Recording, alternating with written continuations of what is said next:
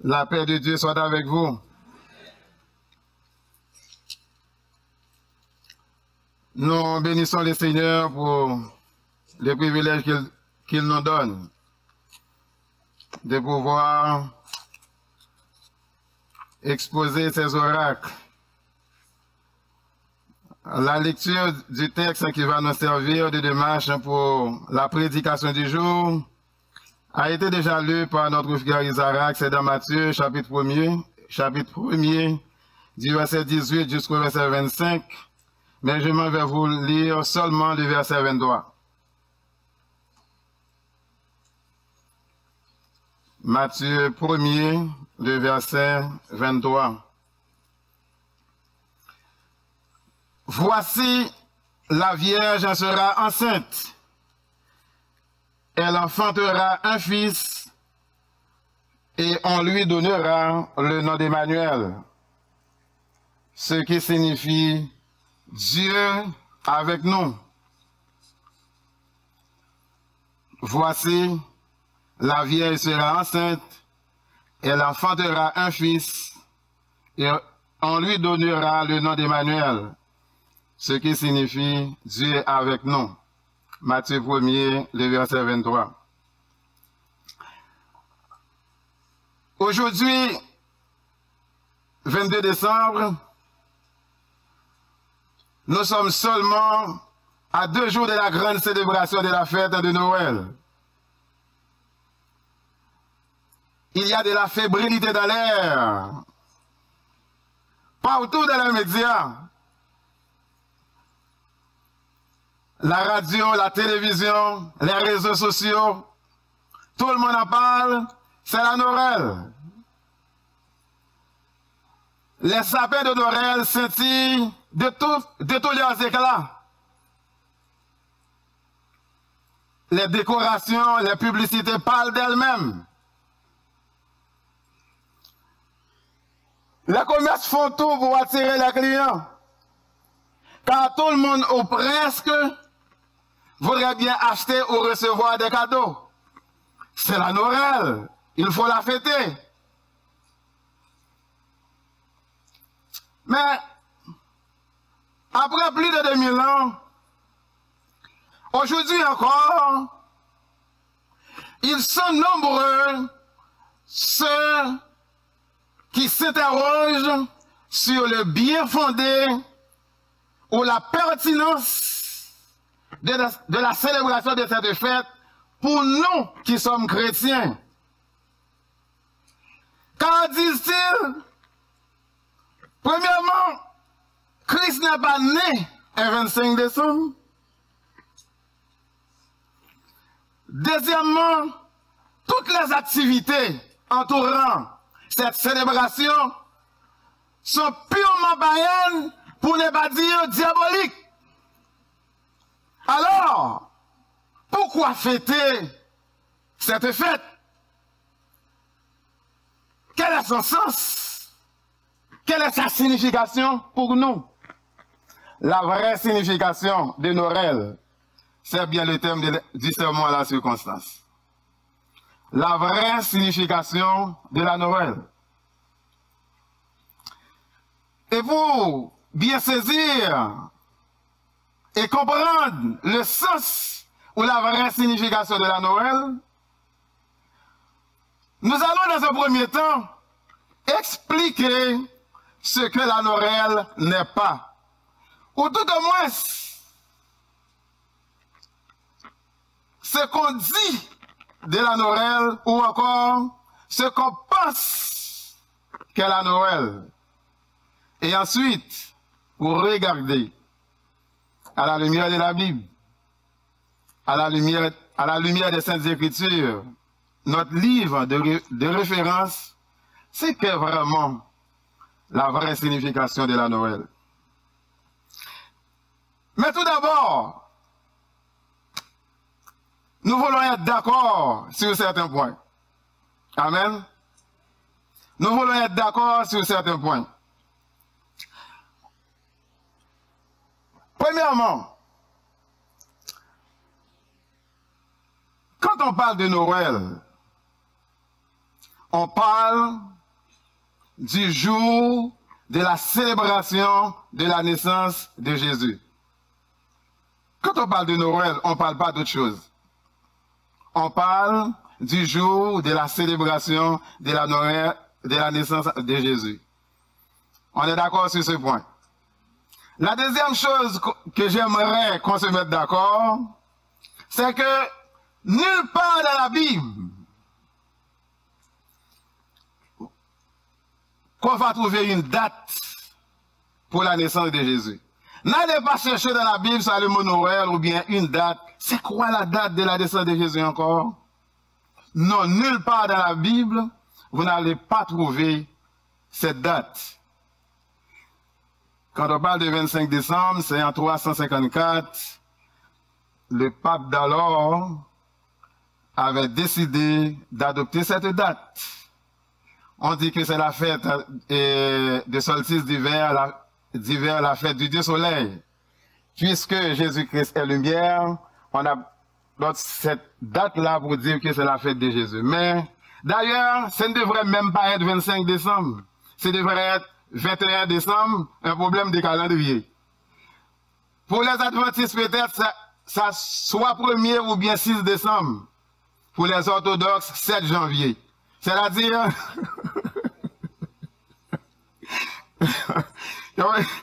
C'est-à-dire que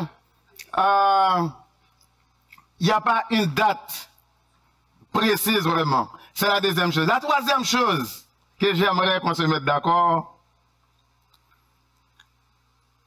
que la date soit exacte ou non, que les activités entourant cette célébration n'ont rien à voir avec la chrétienté, une chose est certaine, c'est que Jésus est né, il a vécu parmi nous comme un simple homme.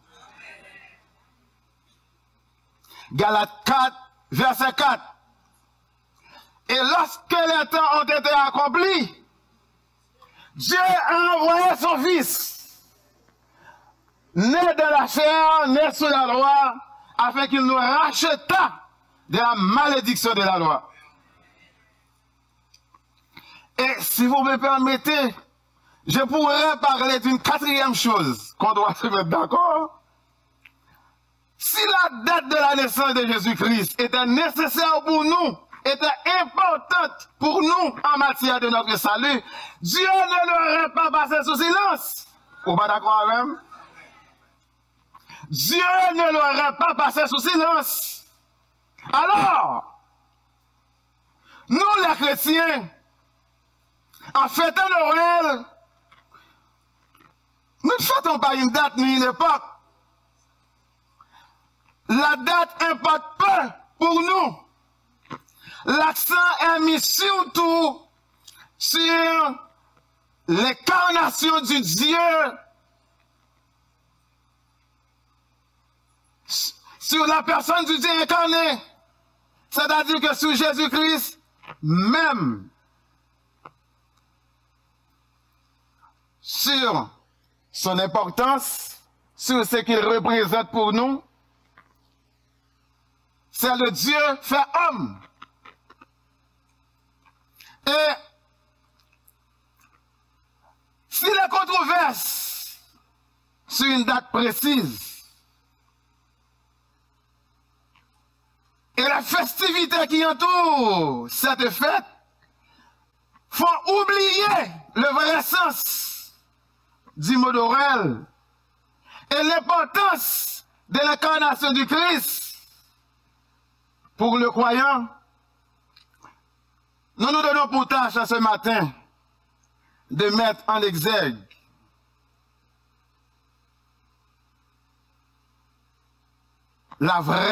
le vrai sens ou la signification de la Noël.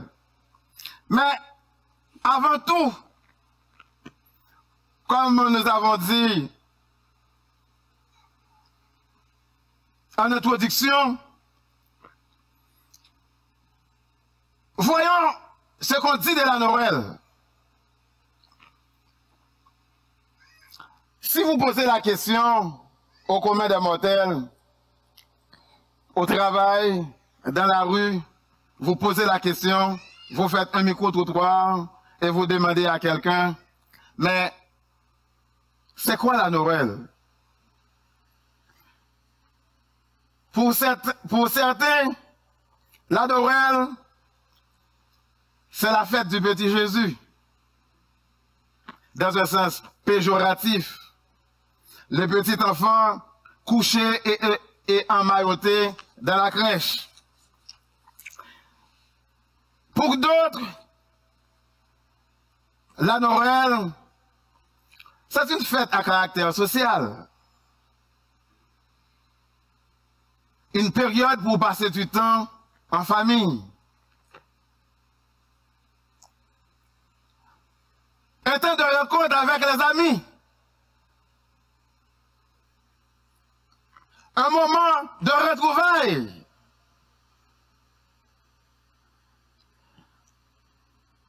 C'est le temps des parties de Noël. Comme son nom l'indique, les parties de Noël. Il faut faire la fête. Noël, c'est une période de vacances et de repos qu'il faut bien en profiter. Noël, mais c'est un temps de magasinage pour faire des emplettes, acheter des cadeaux.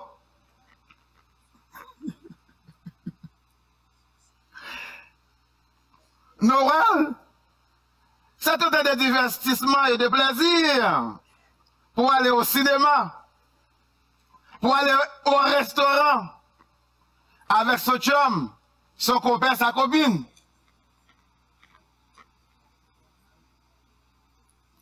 Pour d'autres encore,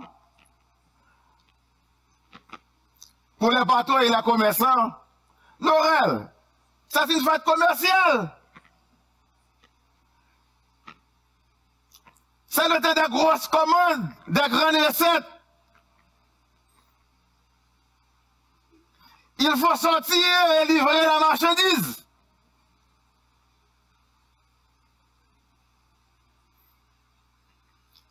Et les commerçants font tout pour attirer, font tout pour attirer les clients.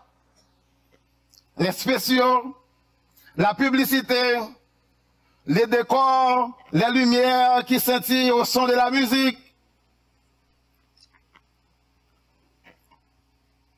C'est la Noël. On peut se permettre de tout. On s'en va au nightclub, aux discothèques, dans la boîte de nuit. Mais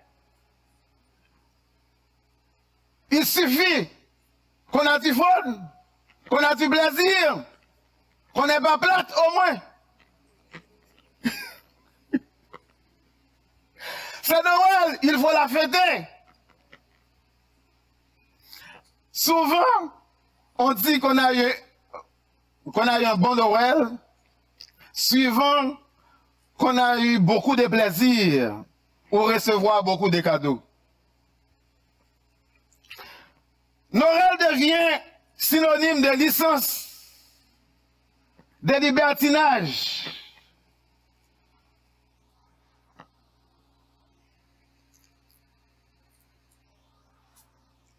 De plaisir. Mais est-ce vraiment ça Noël? Si pour les païens, Noël n'est autre qu'une fête commerciale pour faire marcher cette société de consommation, Noël n'est autre qu'un temps de divertissement et de plaisir. Mais pour nous qui sommes chrétiens, Noël revêt un tout autre sens et un traité de signification. Et l'une des premières significations de la Noël, c'est que la Noël, c'est l'humilité. C'est un Dieu qui s'abaisse jusque vers nous. Philippiens 2, les versets 5 à 8.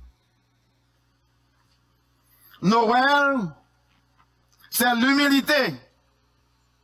Un Dieu qui s'abaisse jusqu'à nous. Philippiens 2, les versets 5 à 8. Noël, c'est la condescendance d'un Dieu transcendant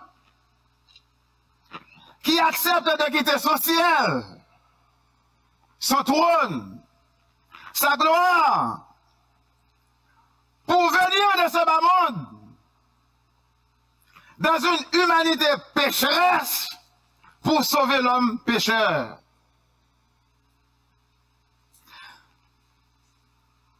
Avant de venir prendre naissance dans une étable, parmi les bêtes, les animaux, des champs, Jésus était déjà Dieu, au même titre que son Père. Philippiens 2, verset 5. Mais il n'a point regardé comme une proie à arracher son égalité avec Dieu. Il s'est débrouillé lui-même en prenant une forme de serviteur, en devenant semblable aux hommes. Il a pris naissance comme un simple homme. Il s'est humilié lui-même, se rendant obéissant jusqu'à la mort, même jusqu'à la mort de la croix. Et la parole de Dieu nous dit clairement, il n'a pas laissé social pour venir sur terre pour être servi, mais il est venu pour servir et donner sa vie pour la rançon de plusieurs. Quel exemple d'humilité pour un Dieu qui s'est fait homme et qui s'abaisse au rang de serviteur. De riche qu'il était, il s'est fait pauvre pour que de par sa pauvreté, nous soyons enrichis. Dans son humilité, Christ a accepté de quitter son ciel pour se mêler à notre humanité afin de mieux partager nos douleurs, nos souffrances et goûter à notre misère.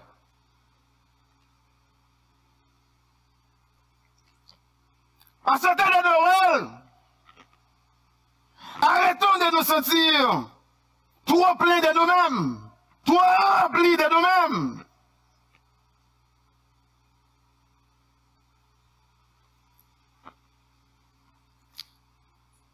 En ce temps de Noël, arrêtons de nous sentir trop puissants, qu'on ne peut pas s'asseoir avec les faibles, avec les plus petits.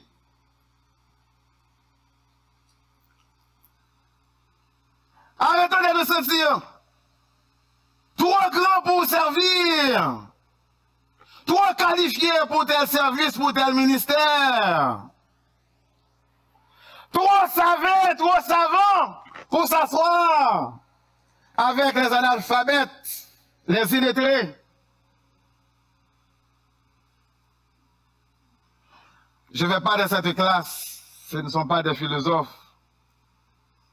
Ce n'est pas une classe universitaire. Peu importe votre classe, votre rang social, peu importe les titres ou les diplômes accumulés, soyons humbles.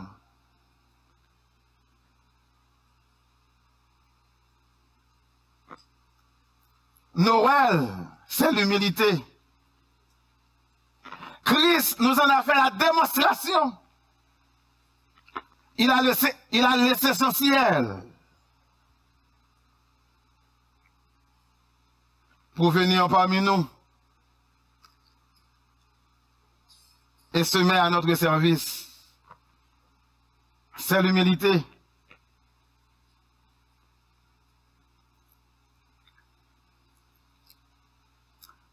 En ce temps de Noël, j'aimerais emprunter les mots de l'apôtre Paul dans Romains 12, le verset 3. Pour vous exhorter, mon frère, ma soeur, de ne pas avoir une trop haute opinion de vous-même, mais de vous revêtir de sentiments modestes, et que l'humilité vous fasse regarder les autres comme étant au-dessus de vous-même. Que l'humilité nous fasse regarder les autres comme étant au-dessus de nous. Le moi, l'orgueil, parfois nous met dans une situation qu'on ne peut pas servir. Et le Christ lui-même, il a laissé son trône, il a laissé sa gloire, il a laissé son ciel pour venir servir.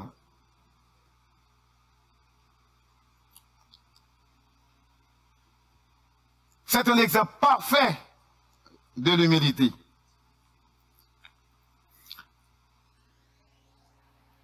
Une autre signification pour la Noël, c'est que Noël, c'est une histoire d'amour entre Dieu et les hommes. 1 Jean 4, verset 16, Jean 3, verset 16, Jean 1, verset 14. Il y a plein de versets dans la Bible. Noël, c'est l'amour. C'est une histoire d'amour entre Dieu et les hommes. Si Dieu a quitté son ciel, son trône, sa gloire, pour venir dans ce bas monde, dis-moi quelle est sa motivation si ce n'est pas que l'amour. C'est l'amour et tout simplement l'amour. C'est l'amour pour son chef-d'œuvre. L'amour pour l'homme qu'il a tant aimé. On dit que l'amour, c'est tout donner et se donner soi-même. L'amour, c'est tout donner et se donner soi-même. Non seulement en Jésus-Christ, Dieu nous a tout donné, mais encore par l'incarnation de son Fils, Dieu s'est donné lui-même. Voici, la vierge sera enceinte, elle enfantera un fils, et on lui donnera le nom d'Emmanuel, ce qui signifie Dieu avec nous, Matthieu 1er, verset 23.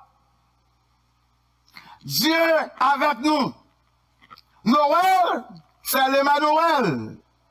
Noël, c'est Dieu avec nous.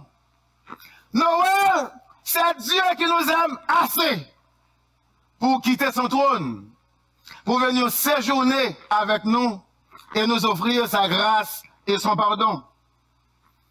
Noël, c'est Dieu qui nous tend la main et qui nous apporte le salut et qui apporte le salut à l'humanité. Noël, c'est Dieu qui accepte de se mêler à notre humanité pour mieux nous comprendre, pour comprendre nos douleurs, nos souffrances, nos amertumes et partager nos misères.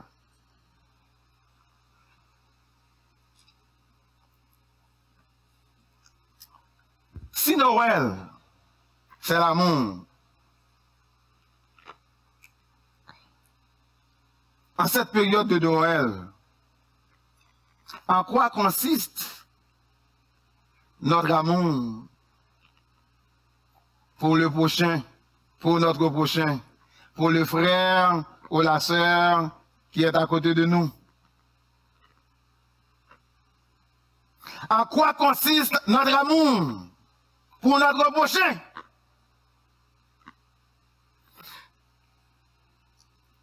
Dans 1 Corinthiens 13, l'apôtre Paul nous donne une bonne définition, une très belle définition de l'amour. L'amour est patient, il est plein de bonté. L'amour ne s'enfle point d'orgueil, il ne fait rien de malhonnête. L'amour ne se réjouit point de l'injustice. L'amour pardonne tout, il supporte tout. En cette période de Noël, chacun de nous devrait se poser cette question. Est-ce que cette définition de l'amour s'applique dans mon cas? Est-ce que cette définition de l'amour est vraie pour moi? Si c'est vrai, vous êtes vraiment dans la Noël.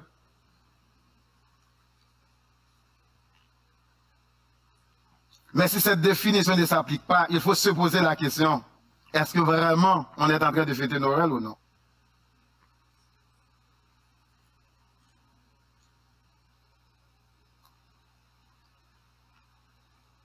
Noël est patient. Est-ce que je suis assez patient dans le sens de donner de l'écoute, donner de l'attention pour mieux comprendre la personne et l'aider?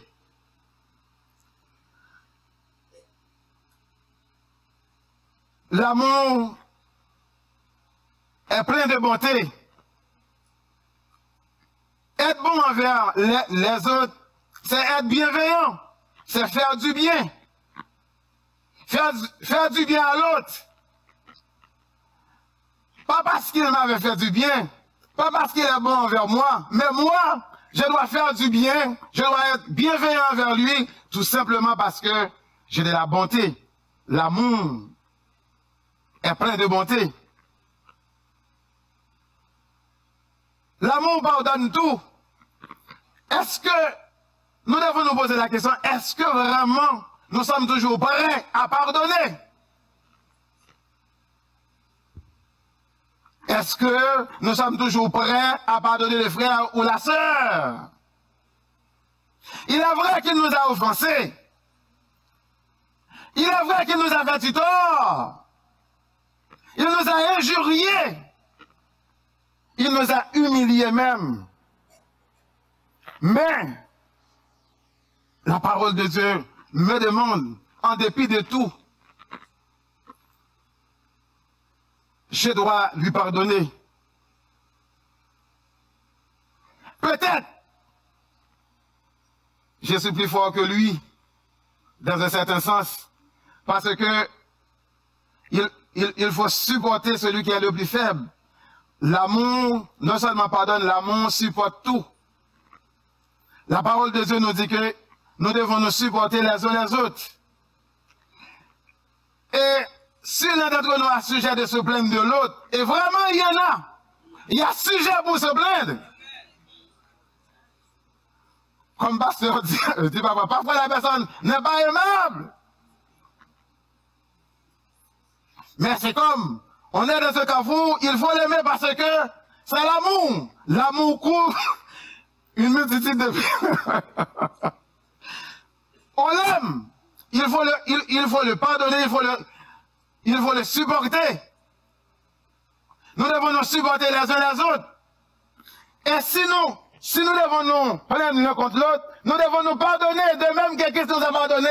Pardonnez-nous réciproquement. Colossiens 3, verset 13. C'est la parole de Dieu. Et c'est ça la Noël. Noël, c'est l'amour. De la même manière que Christ nous a pardonné, nous aussi, nous devons pardonner les autres. Pourquoi? Parce que l'amour pardonne tout. L'amour supporte tout.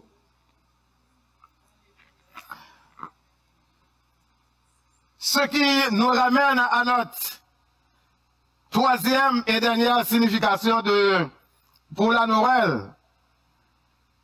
Nous avons dit que la Noël, c'est non seulement c'est l'humilité, c'est un Dieu qui s'abaisse vers nous. Noël, c'est l'amour, c'est l'histoire d'amour entre Dieu et l'homme. Noël, c'est également la réconciliation. 2 Corinthiens 5, verset 18 à 20, c'est l'histoire d'un Dieu qui se réconcilie avec l'homme pécheur. Si Christ a laissé son ciel, son trône, sa gloire, pour venir dans la chair, il n'a pas laissé son trône juste pour le laisser. En venant de la chair, en prenant la forme d'un homme, il avait un but, un objectif bien précis. C'est pour réconcilier l'homme avec Dieu.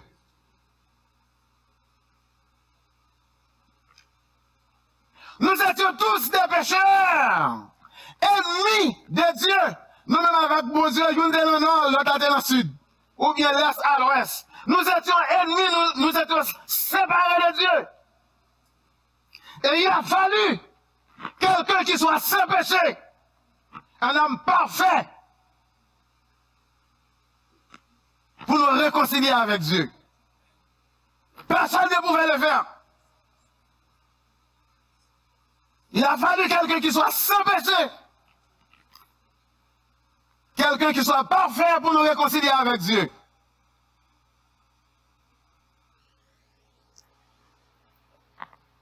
Et cette personne n'est autre que Jésus.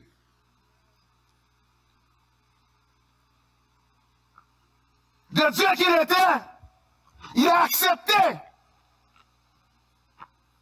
de venir dans ce bas monde, de prendre la forme d'un homme. Il a monté la croix. Et à la croix, il a tendu une main vers l'homme pécheur. Lui, l'homme parfait, il a tendu une main vers l'homme pécheur et l'autre main vers Dieu son Père pour faire la réunion, pour nous réconcilier avec son Père. Et regardez dans Colossiens 2 Corinthiens 5, le verset 18 nous dit, et tout cela vient de Dieu qui nous a réconciliés avec lui par Christ. Dieu nous a réconciliés avec lui par Christ. Et le verset 19 nous dit, car Dieu était en Christ, réconciliant le monde avec lui, avec lui-même. Dieu était en Christ. Quelle théologie! Dieu était en Christ à la croix. Dieu était en Christ. C'est la parole de Dieu qui parle, hein? C'est la Bible qui parle. Dieu était en Christ, réconciliant le monde avec lui-même.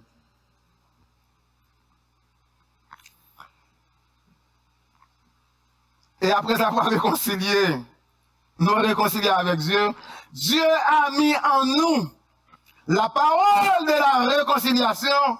Et il nous a donné le ministère de la réconciliation pour pouvoir réconcilier le monde avec lui. Waouh, nous avons un ministère, hein?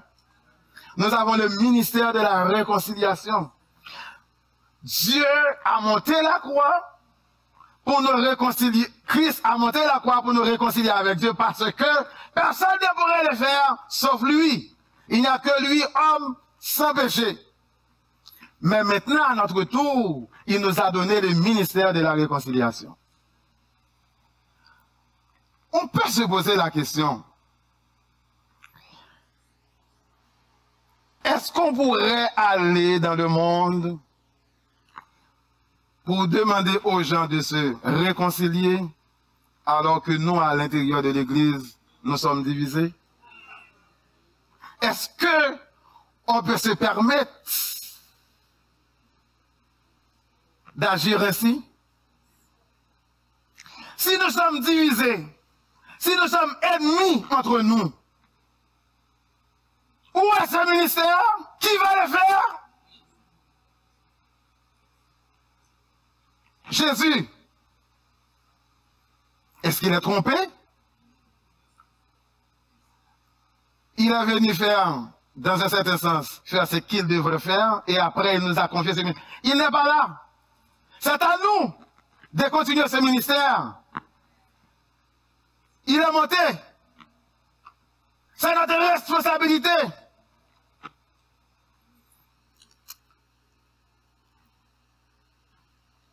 Est-ce que c'est à l'intérieur de l'Église? Pendant que nous sommes divisés, pendant que nous sommes ennemis les uns avec les autres, est-ce qu'on peut aller dehors pour demander aux autres de se réconcilier avec Dieu?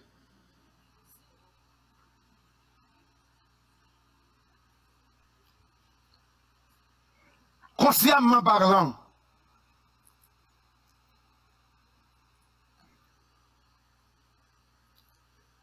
on peut comprendre que on a du travail à faire. Et si aujourd'hui nous disons que nous fêtons la Noël, mais nous devrions commencer par arranger certaines choses.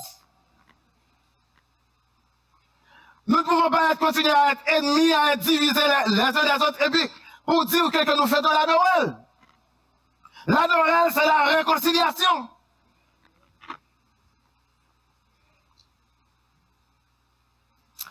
Pendant que nous fêtons Noël, est-ce qu'on est prêt pour aller réconcilier avec le frère ou la sœur? Généralement, nous avons un discours, non à l'église, nous avons un discours. Ah, moi je n'ai rien contre tel. D'ailleurs, Batfanaï, c'est lui-même qui te fait. Et vous savez, l'autre personne aussi dit la même chose. Finalement, on va gagner avec elle. Mais si on va gagner avec elle, pour ça qu'on va pas parler avec elle? Pour qui ça qu'on va gagner son ministère ensemble? Si on va gagner avec elle, on va obliger de quitter le chorale là. On va obliger de quitter le ministère là. Pour qui ça va lancer de là encore? Pour qui ça que on va dans le chorale là encore? On va gagner avec elle. Mais, nous pas même qu'à parler, alors nous pas gagner rien. C'est respect ou faire comme ça? Lui faire respect pour un tel papa pour faire. Mais comment nous juste pas parler pour faire respect? Mais nous avons un ministère en commun. Nous avons le ministère de la réconciliation.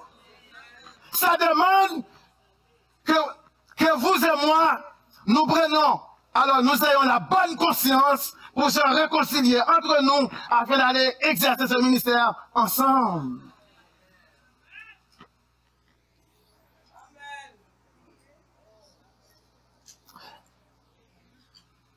L'évangile, ce n'est pas toujours un discours, ça demande aussi de l'action. Est-ce qu'en cette période de Noël, est-ce que quelqu'un peut se sentir concerné pour dire que, puisque Noël, c'est la réconciliation, puisque Noël, c'est l'amour, c'est le pardon, c'est la réconciliation, est-ce qu'après le service, je vais prendre ma main. Est-ce que je ne devrais pas armer du courage pour avancer auprès de la sœur, auprès de mon frère, pour lui dire que il est vrai que nous toujours dit que nous pas gagnons l'un avec l'autre, mais à ce qu'il paraît, il y a quelque chose quand même, parce que ça fait longtemps que nous n'avons pas parlé. Ça passe, ça arrive. Avant même qu'elle parlait, présentez excuse. Prends cause là pour vous. Présentez, même si vous ne connaissez pas de faire rien, mais puisqu'elle même lui connaît comme bagaille qui te fait, eh bien, ça ne va pas coûter rien pour ta dire ce que tu fait, puisque vous ne voulez pas donner. Est-ce que après le culte, quelqu'un pourrait avoir le courage pour prendre au moins son téléphone, pour appeler le frère, pour appeler la sœur, pour dire que mon frère, ma sœur, on ne peut pas être ennemi à jamais. On ne peut pas être divisé ennemi éternellement. Non, et pas ça qui se donne comme héritage. Vous comprenez? Nous ne sommes pas capables d'être ennemis éternellement. Est-ce que vous n'avez pas senti que ça fait longtemps que nous ne parlons pas, nous ne pas parler? Moi-même, je comprends ça, oui. il y a quelque chose, oui, mais ça a songé l'autre, oh, c'est vrai, c'est vrai, c'est vrai, c'est vrai, c'est vrai. Mon frère, ma soeur, je m'excuse. Est-ce que c'est trop demandé? Est-ce que c'est trop gros? Est-ce que comme c'est diminué, non? Comme dans votre personnage? Mais Christ, lui, il était roi. Il était Dieu même. Merci. Il a accepté de quitter son trône pour venir, pour nous montrer l'exemple.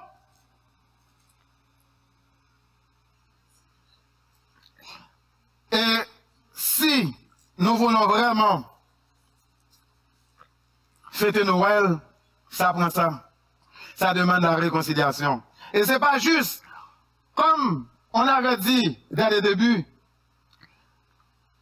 nous chrétiens, nous ne sommes pas en train de fêter une date, une époque.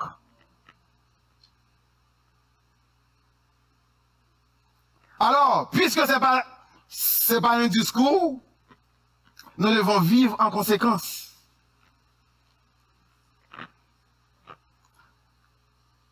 Quel sens, quelle signification voulez-vous donner à Noël? Si c'est l'humilité, si Noël c'est l'humilité, arrêtons d'être arrogants. Si Noël c'est l'amour, eh bien, puisque l'amour pardonne tout, l'amour supporte tout, eh bien, pardonnez les frères, pardonnez la sœur. Si Noël, c'est la réconciliation, mais acceptons au moins de se réconcilier. Au moins, on pourrait dire qu'on est en train de fêter Noël. Au moins, Noël aura un sens pour nous, un sens biblique. Si les autres sont en train de fêter pour dire n'importe quoi de la Noël, nous savons ce que nous fêtons, c'est que nous sommes en train de dire. C'est sûr. Pour nous, Noël, ça porte sur la personne même de Jésus. Ce que cette personne représente pour nous. C'est l'exemple de l'humilité, l'exemple de l'amour, l'exemple de la réconciliation. C'est ce que devrait être pour nous. À chaque Noël, on devrait réfléchir pour dire où est-ce que je suis dans cette étape-là.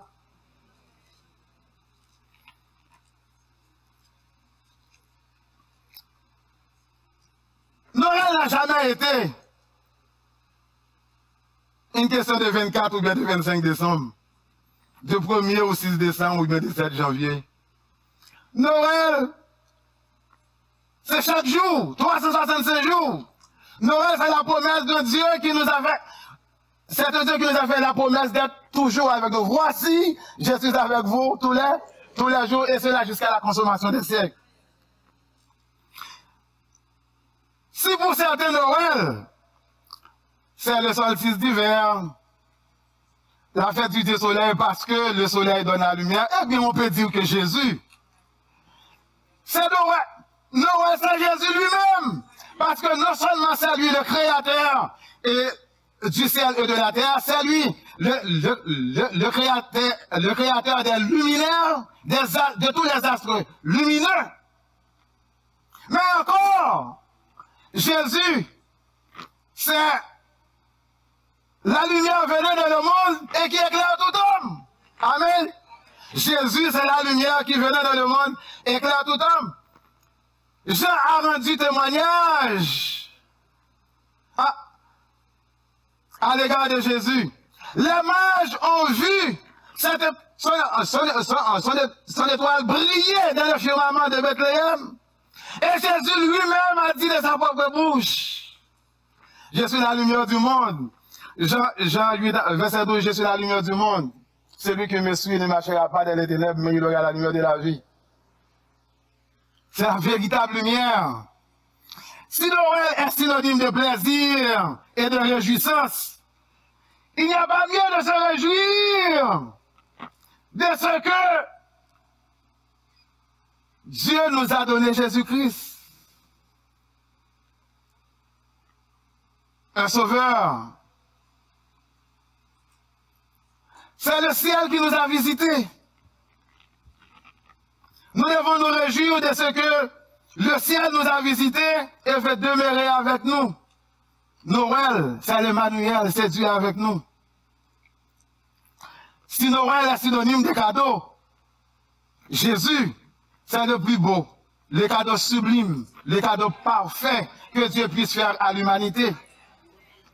Et en ce temps de Noël, vous qui n'avez pas de cadeau, vous qui n'avez pas encore reçu des cadeaux, ou du moins, qui ne va pas recevoir des cadeaux,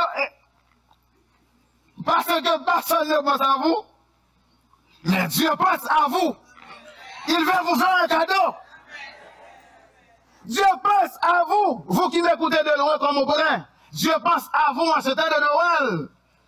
Il vous offre Jésus, le cadeau le plus précieux. C'est tout ce qu'il avait de plus beau dans le ciel. Il vous l'a donné. Peut-être vous êtes en train de vous plaindre dans un coin pour dire que on m'a oublié, on m'a pas donné de cadeau, personne ne fait pas de cadeau de moi. Mais Dieu pense à vous. Il vous donne Jésus en cadeau. Qui veut bien accepter ce cadeau en ce temps de fête?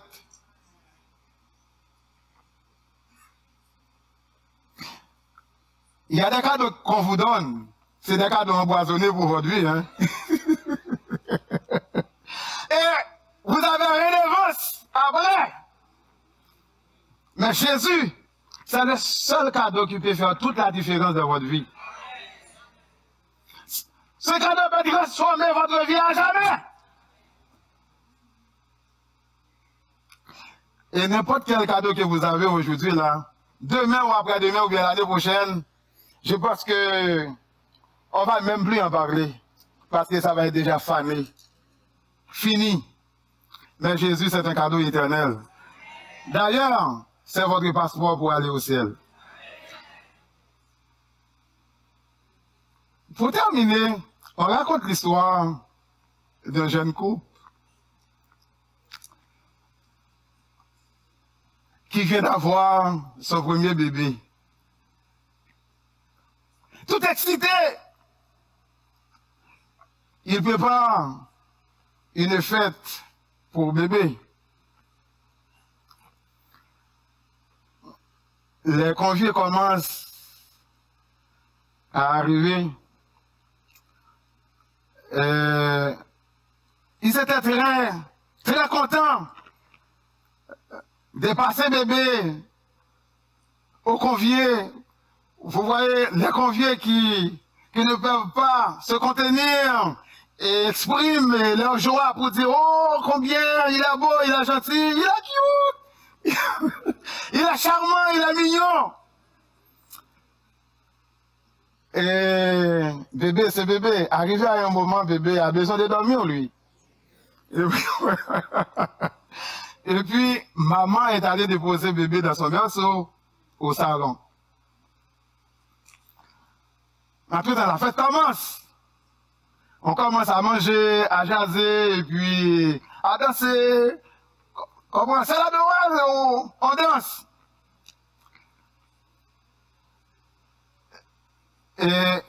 Mais pendant que on continue, il y a d'autres invités qui arrivent. Les invités qui arrivent, et puis pour se mettre à l'aise, ils enlèvent leur manteau, et puis déposer au berceau, déposer dans le berceau, et puis, mais, ainsi de suite, sans faire attention. Et puis, la fête continue. Presque à la fin, il y a un invité qui demande de voir bébé. Peut-être qu'il était un peu en retard, lui, il n'avait pas encore voir bébé, là, les petits charmants, les petits cute, là. Et puis maman est allée vers le berceau pour aller chercher bébé. Arrivée au berceau, elle a trouvé bébé sans vie, étouffé sous le poids des manteaux. Imaginez, mes bien-aimés, la fin de la fête. Les pleurs, les regrets d'avoir laissé bébé, tout seul, de trop longtemps, et puis toi, trop loin de la célébration. La fête, c'est un lieu pour bébé, mais bébé n'était pas au cœur de la fête. Bébé a eu le temps de décéder. Personne ne sait, parce qu'il n'était pas dans la fête. Alors que nous sommes en train de fêter Noël, où est Jésus dans notre célébration? Où est Jésus dans notre célébration?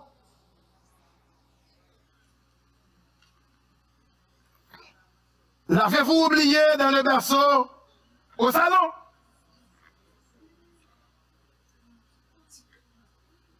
Est-il bien au sous-sol? Dans la voiture? Chez la copine? Où est Jésus de cette célébration?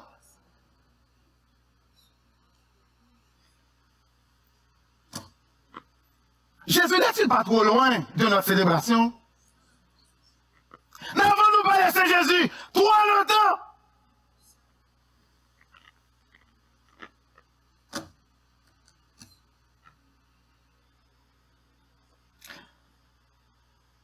Toutes les fois que Jésus n'est pas au cœur de la célébration, on n'est pas en train de fêter Noël.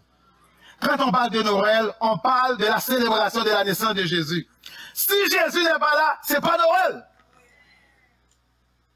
C'est tout simple. C'est une équation tout simple. Si Jésus n'est pas là, c'est pas Noël. Et rappelons-nous, Noël c'est 365 jours. C'est pas une époque. C'est pas une date. 365 jours. N'importe quelle activité, n'importe quelle célébration. Si Jésus n'est pas là, c'est pas Noël.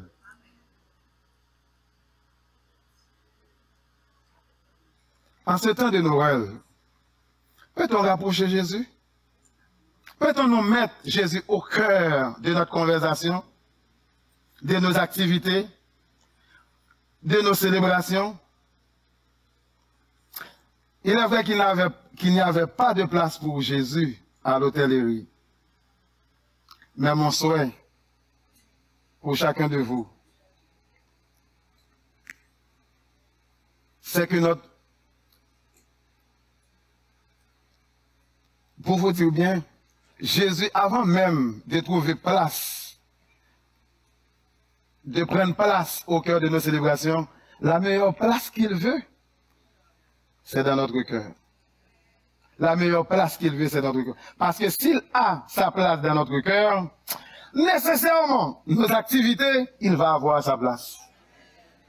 Eh bien, mon souhait pour chacun de vous, c'est que notre cœur soit l'étable qui accueille Jésus en cette célébration de Noël. Qu'il en soit ainsi pour vous.